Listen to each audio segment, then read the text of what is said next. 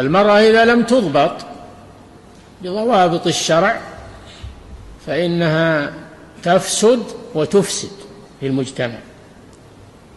إذا أهملت وجعل لها الاختيار ولم يكن عليها قوامة فإنها خطر على المجتمع. وهذا ما يحاوله الكفار الآن مع المرأة المسلمة، كما تشاهدون وكما تقرؤون وتسمعون، يحاولون تمريد المرأة المسلمة على مجتمعها، على زوجها، على أهلها، على مجتمعها، ويقولون لها الحرية.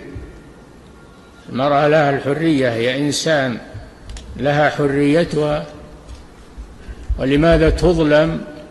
يظنون أن هذا ظلم، هذا هو نفس الظلم. يعني كونها تخرج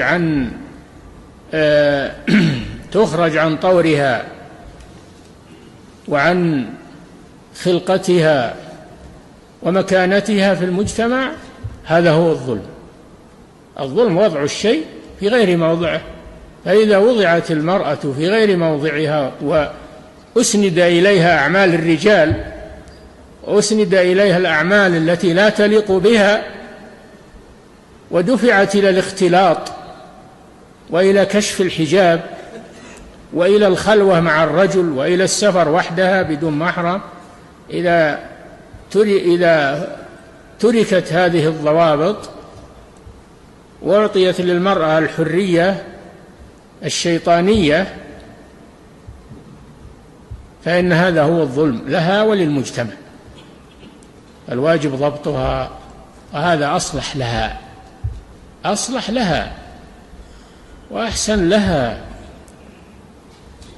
فلا يغتر المسلمون بهذه الحملة الشيطانية حول المرأة، فقد غزت مجتمعات مسلمة قبلنا وماذا كانت حالتها، ووصلوا إلينا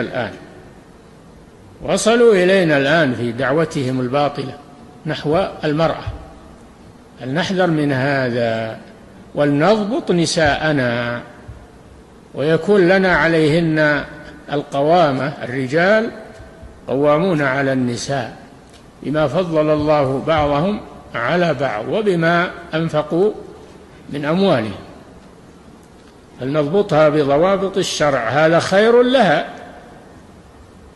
ولا نفلتها، هذا شر لها وظلم لها. هذا هو